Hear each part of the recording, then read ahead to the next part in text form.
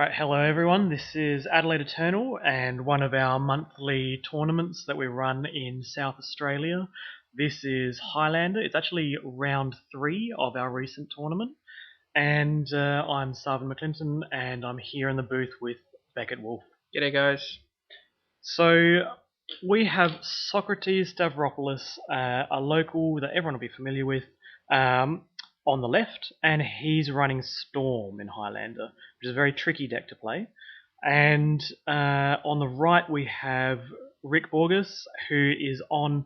It's a very unique list. It's a Jeskai, so a Patriot or American Delver type list, but with a mentor, and he's titled it Jeskai Turns. So I assume he wants to take a few turns. This is a lot of fun, this deck. I actually played against Rick in the last Highlander tournament and played against this list, and it was a lot of fun. I only just got there. I felt really lucky doing it. It's Time Walk he's got, so Time Walk's 3 out of his 7 points, and yeah, he also runs Narset Transcendent and Noxious Revival, and 2 games he got to Time Walk, rebound the Time Walk with the Narset, and then Noxious Revival it, and rebound it again. And wow, when you've got a Monastery Mentor out, that feels pretty good.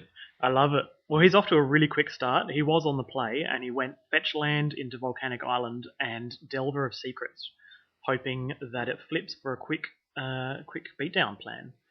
And Sock, on the other hand, is starting off with Saprison the Scary, which comes into play tapped, has 2 counters on it, depletion counters, and he uses those counters to add double blue, and then eventually gets sacrificed when there's no counters.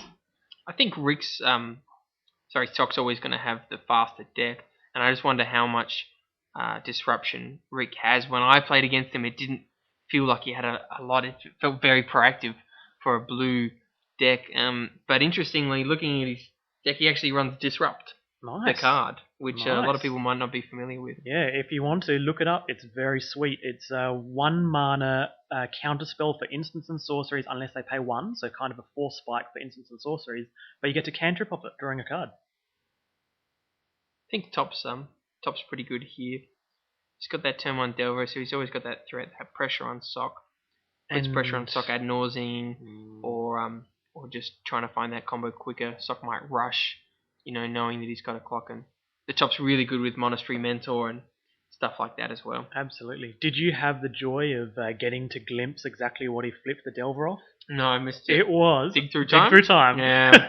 If you could think of something that you would want to flip Delver off, it's Dig Through Time. Probably in about, a turn or 2, given that his deck can fill up the graveyard quite fast.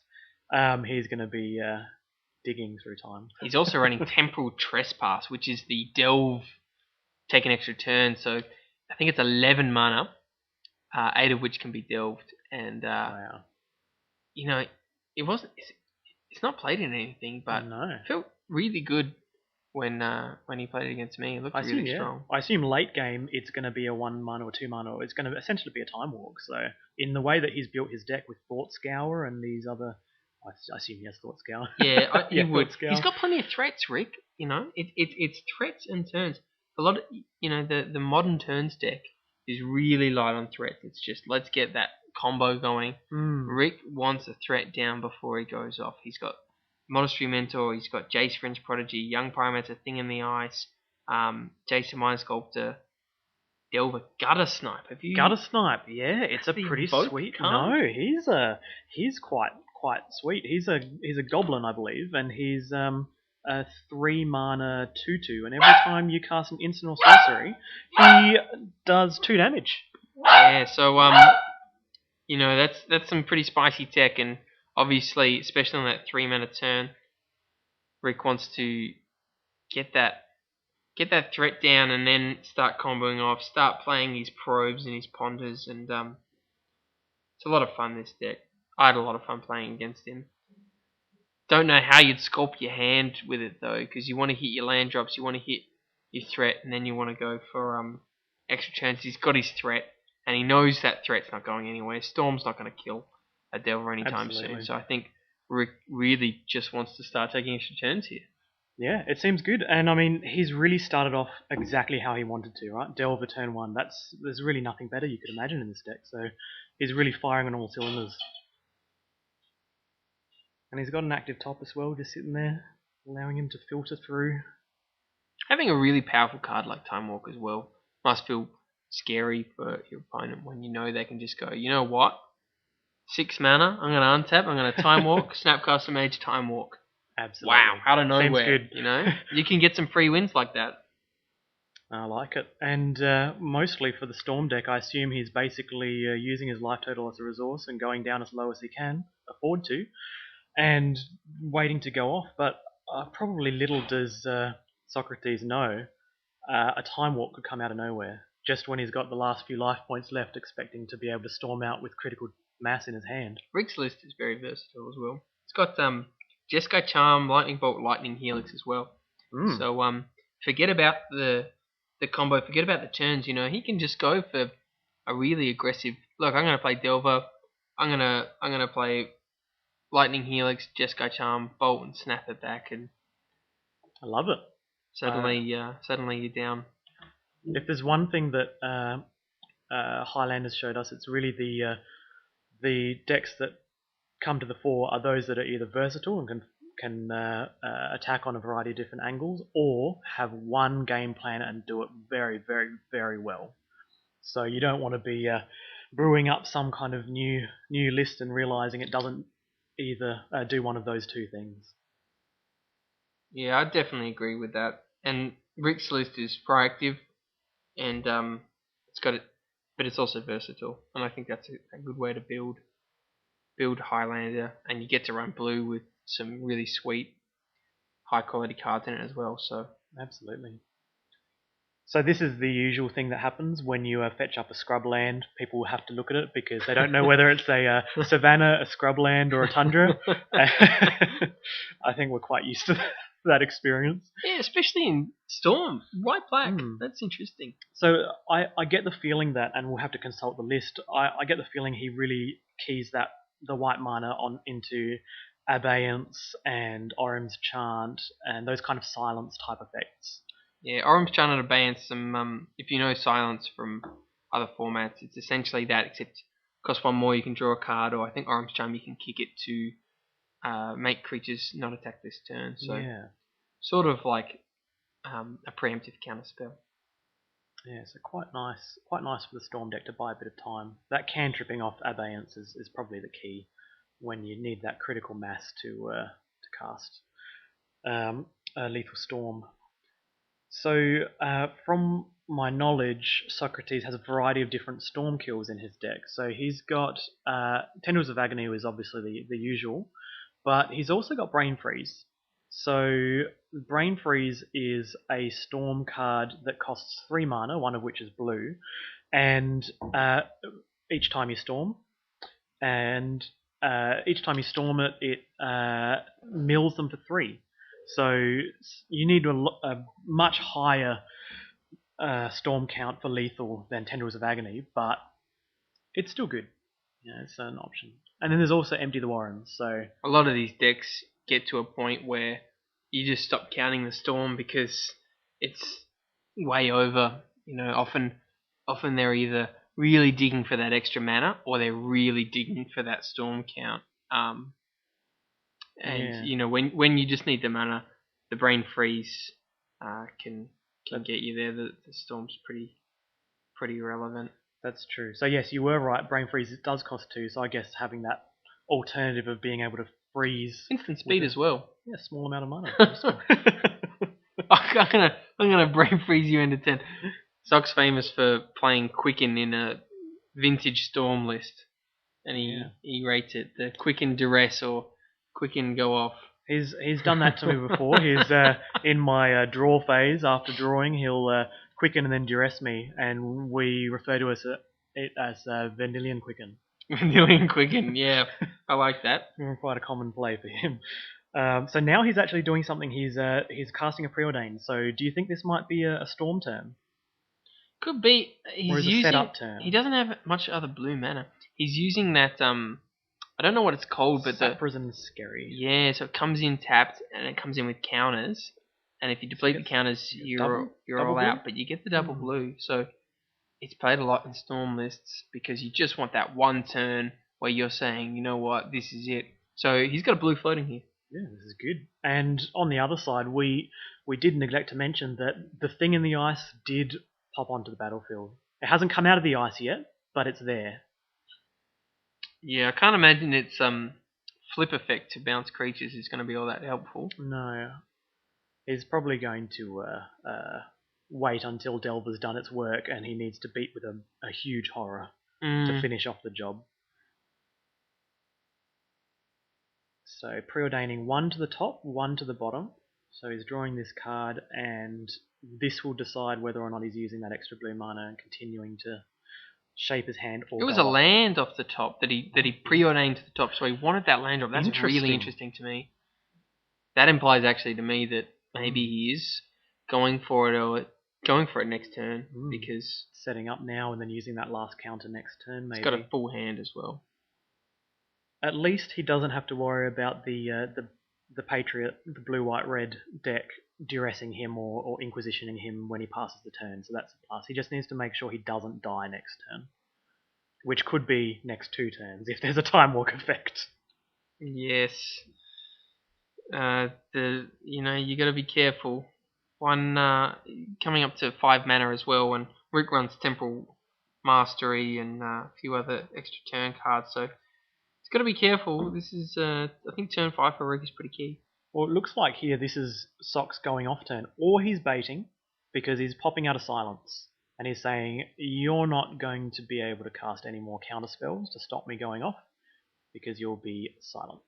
Silence sure is a better way to bait it than just trying to jam your Necropotence or something like that. You know, you say, look, I'm going off this turn, and unless they have the mental misstep, they've got to respond to the silence. Absolutely. It often does its job, which is take a counterspell out or take all the counterspells out of commission. Oh, here's a spicy one. He has Manamorphose. Does that mean he's digging, do you think? Because he had the double blue already for any kind of counterspell. So he just needs to find desperate to find a counterspell. But if he finds the counterspell, then what? Yeah, what does Sock just pass to the next main phase? I mean, it's a very dangerous spot to be in. Because you counter the silence. Oh, no. The dig through time. That's more relevant. Now we can hopefully find a misdirection and a counterspell or Force of Will or something. He does run Force of Will, Rick. So he runs Force of Will and misdirection. So he's got quite a bit of free counterspell at his disposal. And daze as well. Daze and mental misstep, I assume. So that's quite a few live cards here against this silence. He just wants to make sure that he still has another card to back it up to counter the business spell coming up. If there is a business. It could be a bluff. Alright, here we go. So, unless he was just digging and hoping, please don't kill me. This could be a possibility. Yep, silence resolves. And I think blue's still floating. Yeah, so this could be the turn. Storm count. What happens. Storm counter 4 because dig through time and Metamorphose. Wow, he added to the storm count as well. Something that we often neglect to realise. We're often casting our counter spells and pumping their storm. And I see an LED and a Desperate Ritual. So he's got more mana. He's got more gas. LED's Lion's Eye Diamond. It's I wouldn't exactly call it bad Black Lotus. Most cards are bad compared to Black Lotus, but definitely a cornerstone to the Storm deck. It essentially is a Black Lotus, but you got to discard your hand, and sometimes Storm doesn't mind doing that because it's got a lot of reanimation. Sock runs Yawgmoth's Will, so the LEDs are really key part to this hand potentially. And you can also place your tutor effect onto the stack and then crack your Lion's Eye Diamond whilst it's on the stack, discarding your hand, but then you'll get your tutor spell resolving and be able to cast it with that mana. So here we go. We've got a Ritual here, and he's adding a bunch of red to his mana pool. And Storm count 5 by my clock. Yeah, this is still good. With blue floating, I think. Rick being an absolute legend to play against, he's tracking the storm count for his opponent. So we've got 1 blue floating in Socrates' mana pool. He's just making sure he's done the math and he's getting more mana. So mana is not a problem for him. It's all about whether or not he has a business spell in there. I mean, he He's could got just be building up. four red floating by my count and one blue. I mean, could he be building up to? He can't be building up to a Mind's Desire because he won't have the second blue. That's right, and he's played his lane for turn. Mm. Mind's Desire is a really good way for Storm to get out of, where you don't exactly have the count to close, or you don't have that tendrils. You can often just Mind's Desire and get you back in the game, or find that tendrils off the Storm card. So. And although Mind's Desire costs 6 mana, it does Storm out, and for every Storm copy, in addition, you get to shuffle your deck and flip up another card, and that's the card that you get to cast for free. So often the Mind's Desire, even if you don't have the action, it finds you more business spells or spells that find the business. I think Sock really needs, because he's got the LED, I think he really needs the tutor effect. But Yawgmoths and Black Lotus, that's his 7 points. So he doesn't have Demonic Tutor, he doesn't have Vampiric Tutor, doesn't have Imperial Seal. Absolutely. What has he got? So let's see what this is. He's about to play something on the stack, and I feel like this is that other card that you saw in his hand. Was that a? He'd be hoping for Dark Petition here. What a card! If only we could have Dark Petition not pointed, because I believe Dark Petition was pointed one recently, wasn't it? Or at least it was being discussed. It was being discussed. I don't think it did get pointed though. Alright, that's good. Not 100% sure actually. Always. It's a great card. It's, if you have 5 mana, it's often a Demonic Tutor, which is one way to look at it. And our support team are telling us that Dark Petition is in fact a point. So, here we go. This is why it was such a complex turn, because he is looking to resolve Past in Flames, and obviously it will resolve because Silence resolved. But what Past in Flames does is, for 4 mana, it's going to give all the spells in his graveyard at the time of him casting it flashback. It's a bad Yawgmoth's will. And what you find with Highlander is it's got those power cards like Lotus and Yawgmoths. But Storm's a real deck in Vintage, Legacy, and Modern.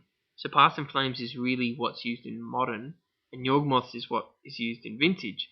So these Highlander decks, which have access to both, often run both. And that's what Sock's doing here. So it's not quite a Yawgmoth's will, which would have been great with the Lion's Eye Diamond, but he gets his rituals back. And he's going to be able to cast that Preordain. I have a feeling now, he's got that blue floating, I have a feeling he's really hinging on casting that Preordain from the graveyard, and it's a bit worrying if that's his only card to find business, because he's only really going to get to see 3 cards, essentially, 2 deep and then a 1 luck sack draw.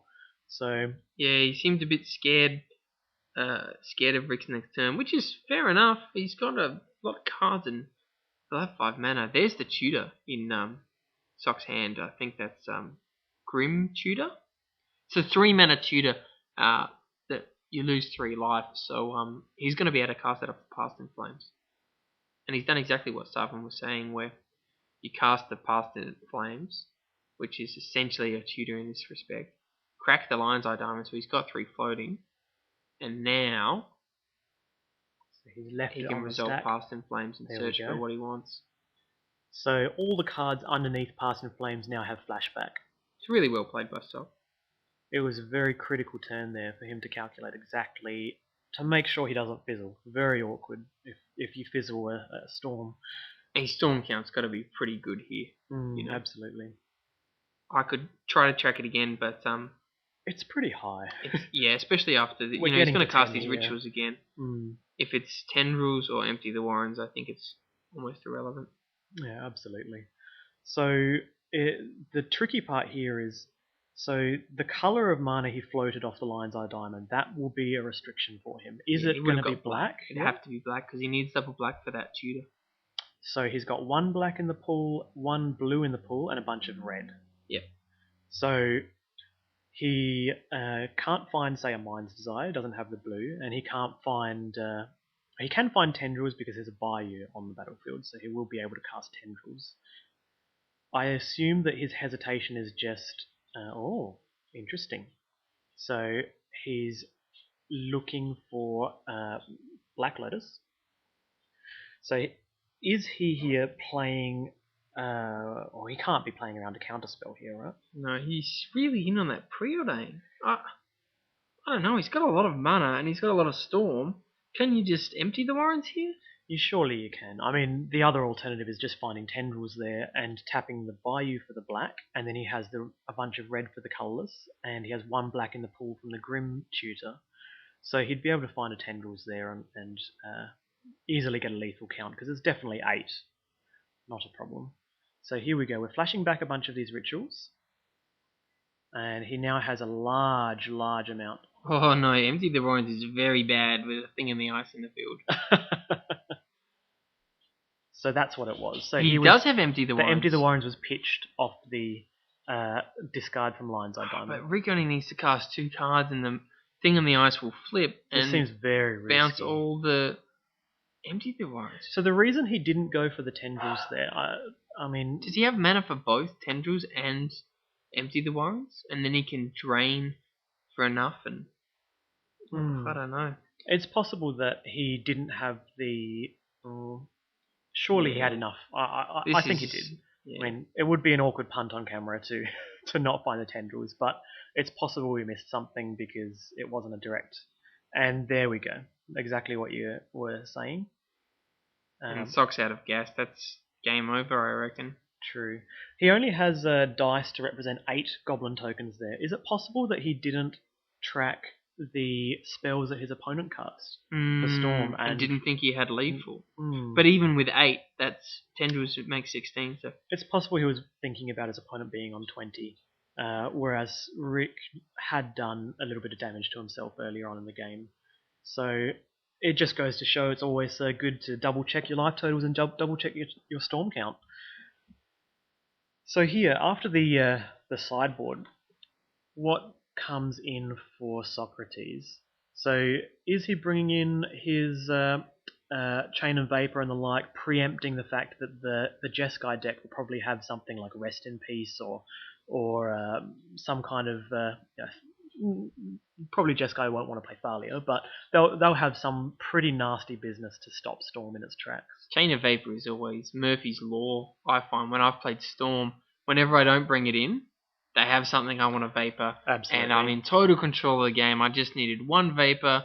I could have searched for it. I had the resources. If only it was in the deck. But it wasn't in the deck. And whenever I bring it in, I'm like, well, if this was just a land or a preordain or anything else, I'd have it here. So, yeah, Chain of Vapor is a tough one. I think play on the safe side and put it in. Absolutely. And so he's got other anti-control cards like Dark Confidant, but they don't come in here because obviously this turns deck is all about being on the front foot and being able to be a little bit aggressive as well as Silence did a lot, and I think Orange Charm has a lot to say. Yeah, I think Orange Charm will probably come in. We've also got the old ad nauseum, which is sometimes useful.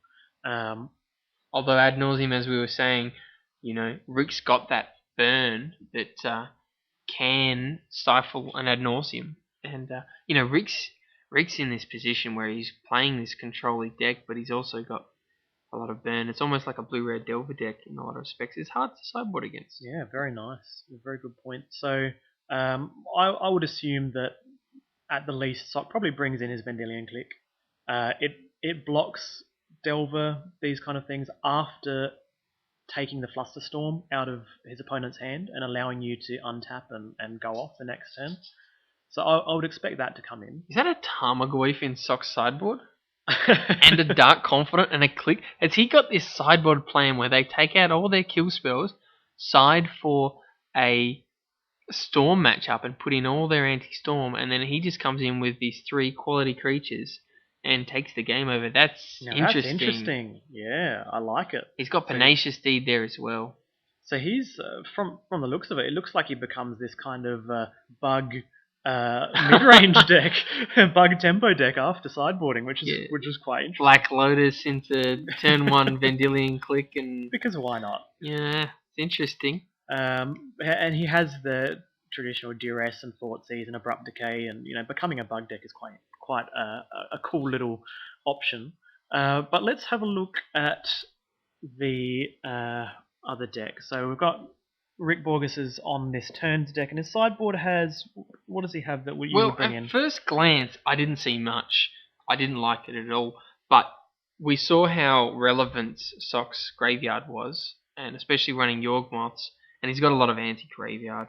So he's got Relic of Progenitus, and he's got Grafdigger's Cage. That's good. And I think that they're relevant. Phyrexian Revoker naming a Black Lotus, I mean, you don't want to be Chain of Vaporing that, do you? No. So that could be really relevant if Rick knows that Sock's all in on the Black Lotus. I think if you're familiar with the Highlander format, you'll immediately know instantly when you see the Storm deck that if you can shut their points off, then you're going to limit them a little bit. So shutting off the Yawgmoth's Will is always good. Definitely, but not all of them run Lotus. I thought they all ran Lotus, and I played against one and it ran Channel. That's interesting. Never played against Channel before, and it was really strong. So Channel is 2 mana. You can pay as much life as you want and have that much mana. So they just go all in on one turn. They'll pay 16 life, and that's their mana sorted for the turn often. He's also got Wear and Tear and Redirect, which could be relevant. Dak Faden, I don't know if you want to be Council's Judgment. I don't know if you want to be playing Probably 3 mana removal spells. 3 mana Storm. sorcery spells. I think like a bit too much of a risk. Wear Tear, you get to hit maybe like some, it's not vintage, so there's no Moxes to hit, but you might be able to hit a Necropotence. There are occasionally times where your Wear and Tear can catch your Storm opponent off guard, and if they're not experienced, you can tear their Lion's Eye Diamond before they're ready to discard their hand, making them have to make a difficult choice. And as we saw, they go all in. They go all in on that. You just need to ruin one turn, and you've pretty much won the game. I like it.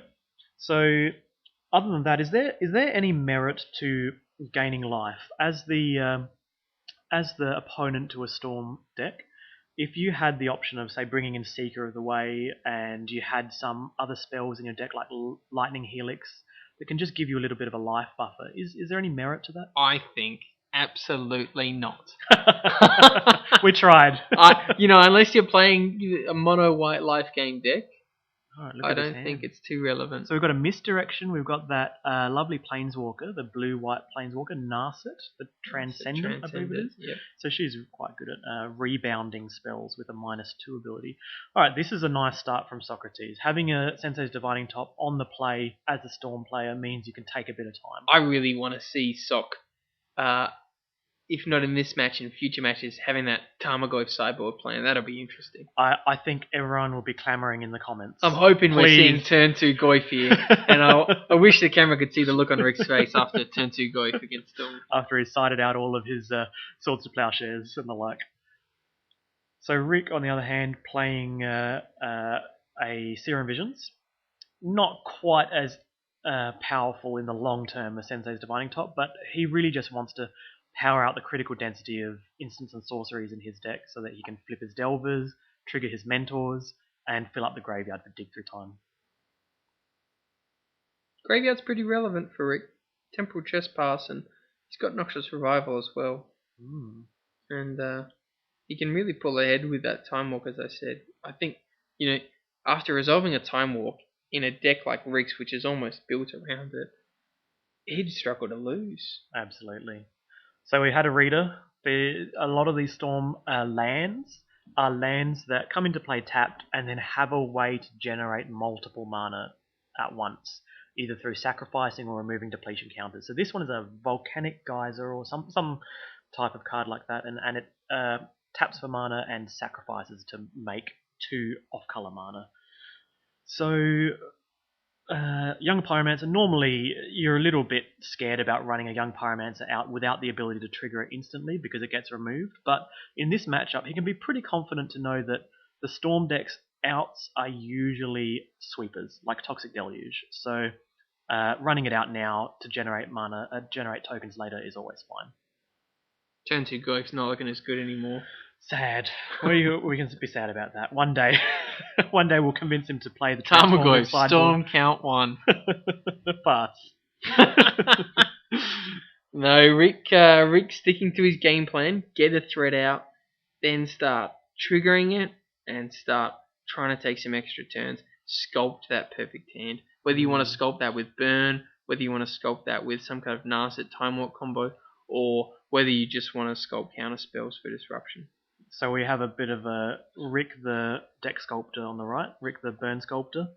Is that? And there's the Time Walk.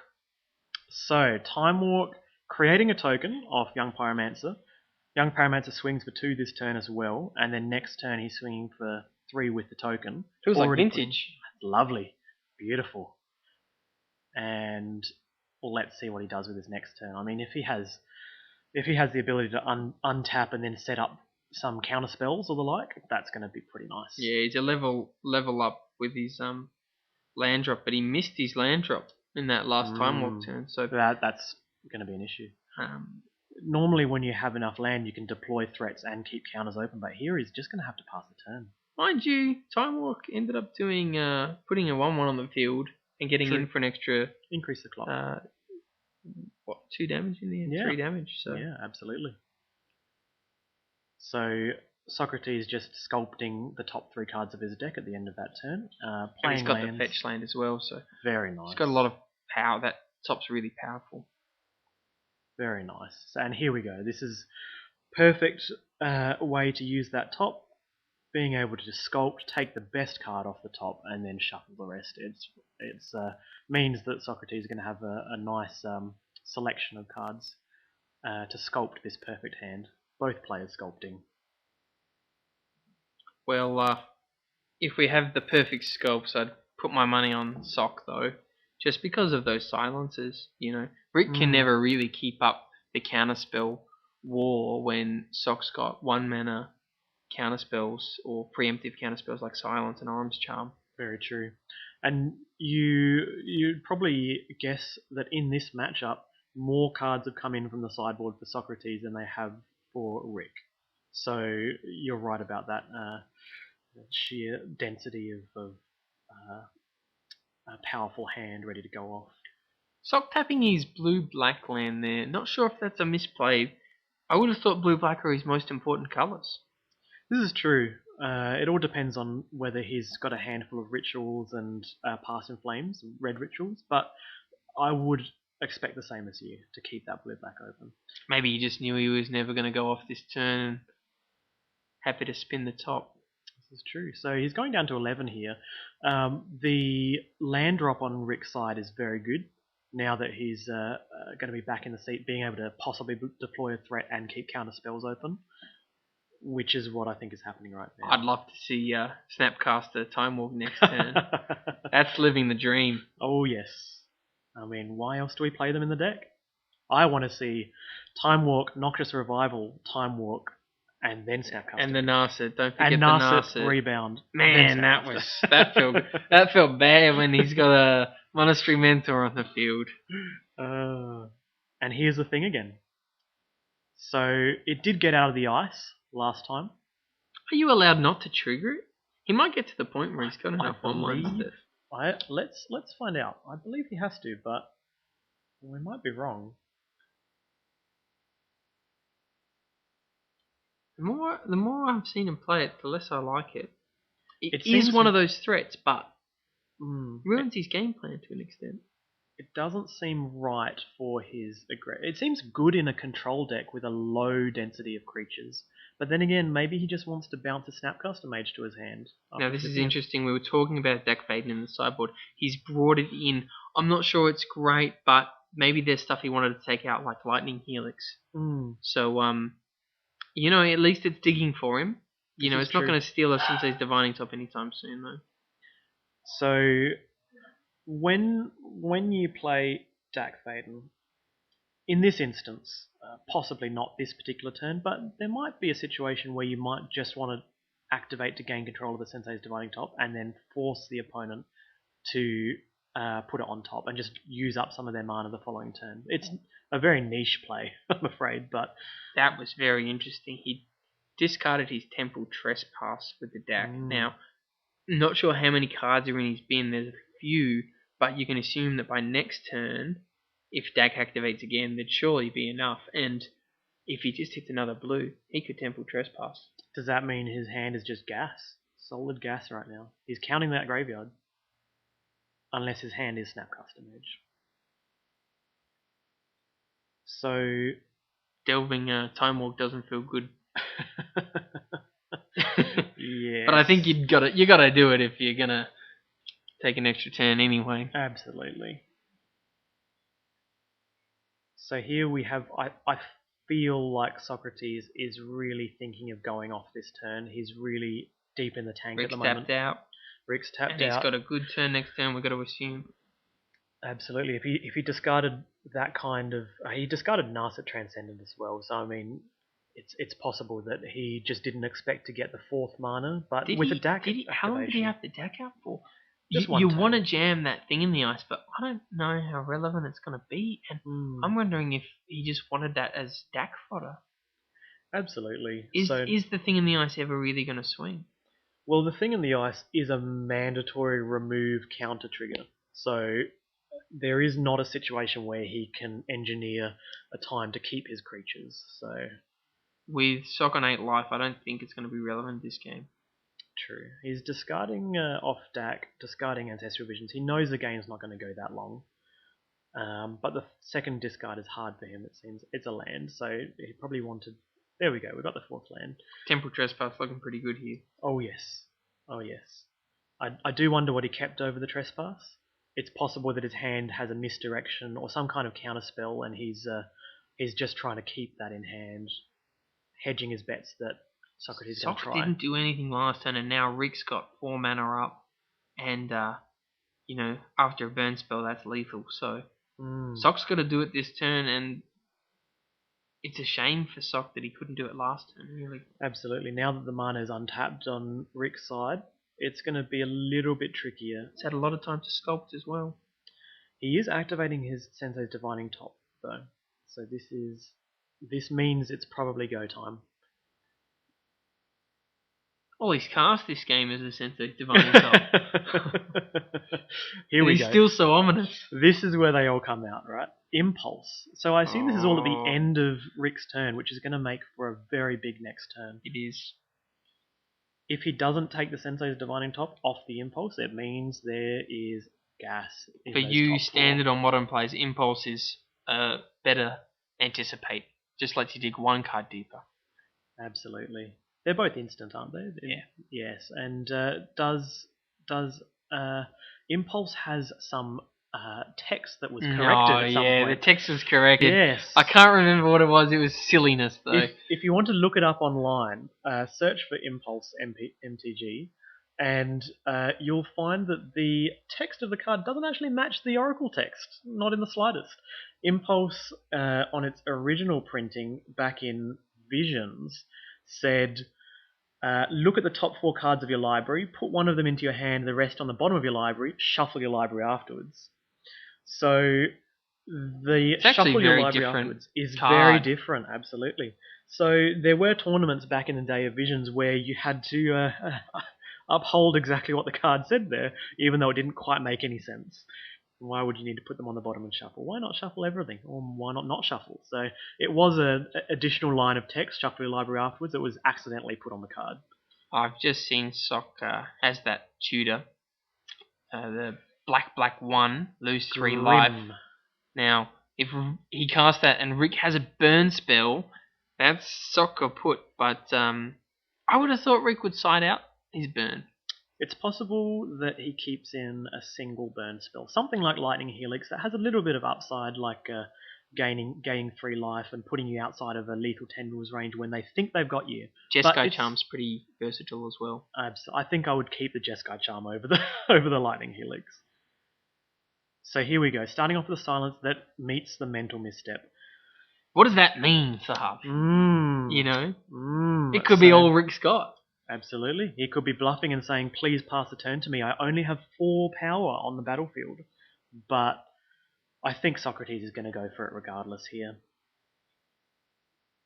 And preordain. So this could be Sock's bait spell, but at the end of the day, it's probably going to resolve, and it's probably going to sculpt a nicer hand. So Rick's never happy to see that cantrip that sculpts come off after chant, because he doesn't know, after silence, because he doesn't really know what to counter here. He's going to have to wait for the business spell. And unfortunately, there could be two of them. Sometimes that business spell, you're waiting for it. They're playing Dark Ritual. You say, yeah, you can have the Dark Ritual. I'll counter the big thing. I'll counter the tutor. And then they just come out with Mind's Desire, and that's a Storm card. And obviously, unless you have Fluster Storm or Mindbreak Trap, you can't counter all the copies, and it's essentially a win for the Storm deck. So you got to be careful. Sometimes it is correct to counter the cantrip or counter the ramp spell. And the worst time that you're going to have is when they actually have tendrils in their hand. Here we go. So it has begun. We have a storm count of 4, I believe. So we have Silence, Preordain, Mental Misstep, and Black Lotus. Unfortunately, Rick's going to be adding to that storm count in order to counter anything. So something to be aware of if they do ever have the tendrils in hand. The double mana of those weird Stormlands is pretty relevant as well. So he's sacrificing out of nowhere a lot more mana to play with.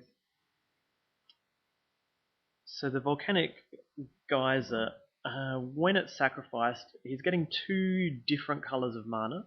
I believe one of them is blue, and we will find out. Red, maybe? I think it does. It even tap for red by itself? I wonder. Cataxian Probe here is really good, and look at that hand. That's too strong. I don't think Sock's got this at all. He's got Snare, Misdirection, Pierce, and Force. Oh, you don't even need to dig through time. That's game over, I reckon. Interesting. So the card that we were mistaking as volcanic something or other is actually Sulphur Vent. So it did what we expected, which was come into play tapped and tap for a particular color, which is black, but it sacrifices for blue-red. You're right. It's a perfect storm card.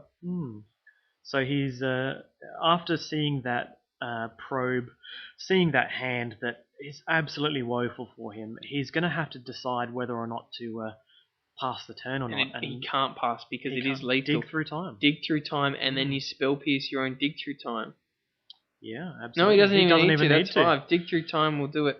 And he's got too much counter here. So Rick really sculpted an amazing... This is why he pitched that Time Walk I think spell. so, yeah. So he's really just got critical mass of so many counter spells, just backing up. He knew that he could just ride the Young Pyromancer and its tokens to victory. Mind you, if there was another Orum's Charm or something there, it would... And he could do it a bit earlier and bait out those things, because Sock drew past a lot of times, and maybe if he had more Orum's Charms, he could bait out some of those counter spells. Absolutely. So his storm count is quite high now. It's 5 or 6, I assume, and he's just gained an extra mana off his Rite of Flame. And I'd almost be countering that. I think sometimes you just have to jam that spell because you do not want to just lose to Mind's Desire. Yeah, this is the main vulnerability, and really the only vulnerability of Rick's hand is either having the natural Tendrils of Agony in hand, or having spell snaring. Sock obviously wants the mana. The mana's always going to be relevant. The other issue is that Rick is also playing around the fact that if Tendrils is in hand, him casting the spells might just be giving Socrates that lethal storm count with 4 mana on the battlefield. It's a good point, Sav. But it's difficult. This is not easy. There also is something to say about Socrates forcing Rick to put take counters off his thing in the ice to defrost that thing, make him bounce all of his tokens and creatures, and then possibly Chain of Vapor that token. That's a play. Sock had the business. Sock had the mana. He had the Lotus, and he had the Silence as well. That was a real hand that Sock sculpted. Another cheeky one. The probe obviously negates it, but have you ever had misdirection on a Tendrils? We were saying you can't really force a will a storm card, but misdirection can change the target of 1 Tendrils of Agony, and it can gain you 2 life, and sometimes the storm player is calculated exactly lethal on the misdirection. Misdirection essentially says 2 of those those storm triggers don't matter. Is that right? Because it's essentially gaining control of one of them and gaining you 2 life. I think that's correct. So here's the Spell Pierce on the Dark Ritual. Although, Dig Through Time he doesn't have the blue to dig through time, and Very now interesting. he can only do one. He can only force or misdirection because he can't dig. If he kept up blue, he might have been able to dig through time for 2 blue cards Interesting. and pitched both force and misdirection And to those 2 so blue cards. Soccer's really engineering a situation where this has to happen. And what he did was he paid 2 for the spell pierce, forcing Rick to then use his. There we go. So he forced Rick to use the Force of Will, caused the thing to flip all those tokens back to people's hands. And unfortunately, Sock didn't actually have the tricky play of having the Chain of Vapor, as much as we would have loved it. Yeah, he had the. They'd both sculpted great hands, and unfortunately, Rick just got that turn 2 pyro, which was enough to pressure Sock, because often these control combo matches can just go on for draw go for ages. And It just goes to show how important these tempo cards, like a Delver or a Vendilion Click, and these early threats are. it's a big problem a lot of control decks run, not enough threats. And Rick's put a good amount of threats in his deck, and I think it's a good choice. So that was a really interesting match, and we're going to leave it there. We'll be going on to round 4 next, so we hope to see you then. See you guys.